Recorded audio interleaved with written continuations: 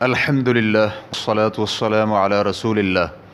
قبریں مدفون ہونے والوں کے لیے وقف ہیں۔ سوال کیا گیا ہے، میں ایک مسلمان ملک میں رہائش پذیر ہوں اور میرے پاس کچھ زرعی زمین ہے۔ میں نے جب اسے کھودا تو اس کی مشرقی جانب کچھ پرانی قبریں نکلیں، ان میں بوسیدہ ہڈیوں کے علاوہ کچھ نہ ملا۔ مجھے اس زمین کی اشد ضرورت ہے، لہٰذا کیا حکم ہے؟ الجواب بعون الوہاب۔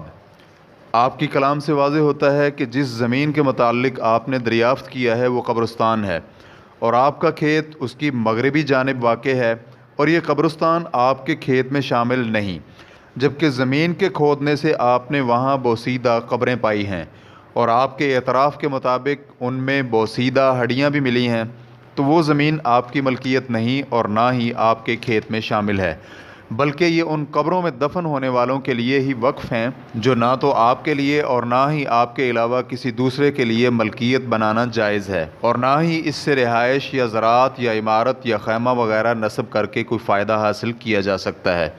واللہ تعالی اعلم۔